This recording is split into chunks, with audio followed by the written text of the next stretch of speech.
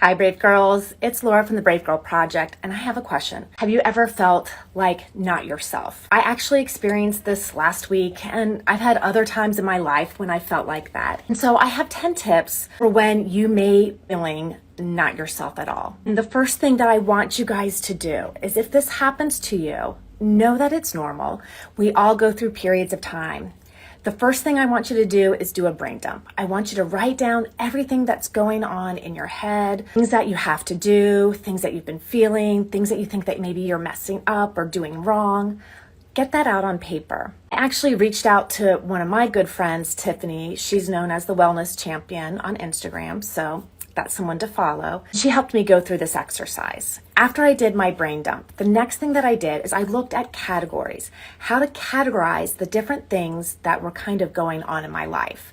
And I actually came up with a visual representation of that.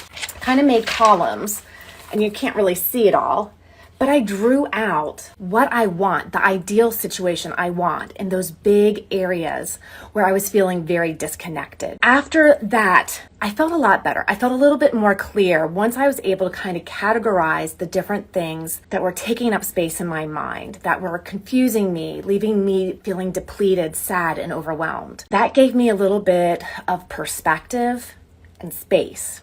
The next thing is reaching out to someone. That definitely helps when you're not feeling yourself, you're feeling disconnected. I want you to reach out to someone that really knows the true you. It might be your parent, it may be a childhood friend, it could be a cousin, an aunt, an uncle. There's somebody that you have in your life that truly knows you and gets you.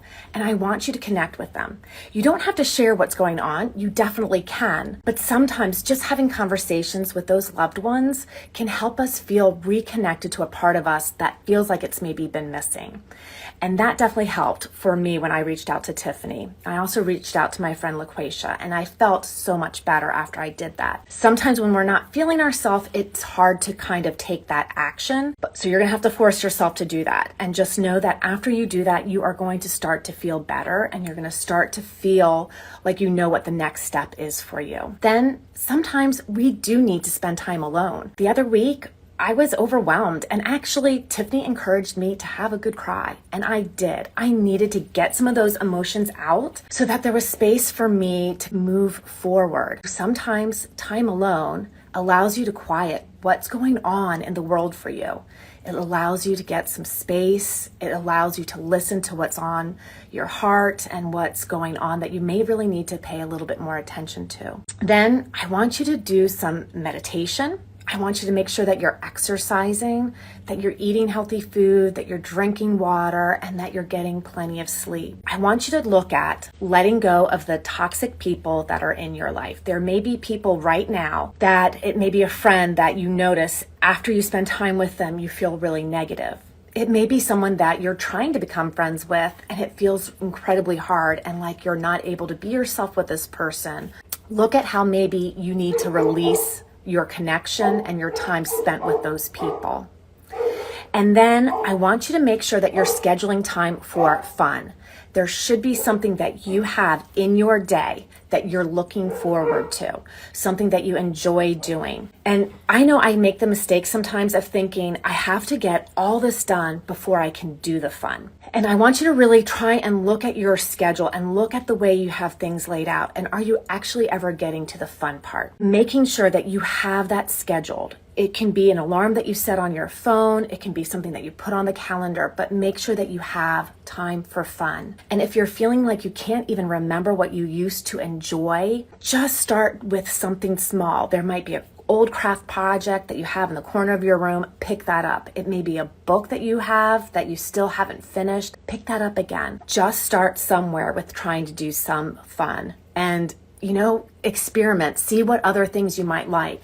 Say yes to different things. If friends are inviting you to different activities, say yes so that maybe you discover something new that is fun for you. The next is scheduling a daily routine. A lot of times we feel like we don't know ourselves because we're overwhelmed with all the things that we have going on. If you have a routine and a schedule, you're more likely to be able to follow and not feel overwhelmed by some of the things that you might have, like homework, chores. Look at having a schedule so you know what to do, when to do it, and how long maybe you're going to spend doing some things.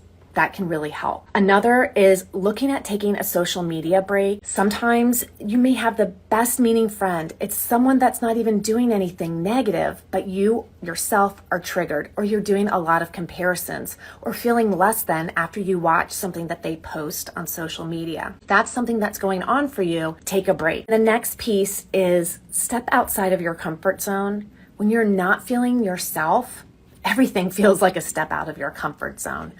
You feel like you don't really know who you are anymore.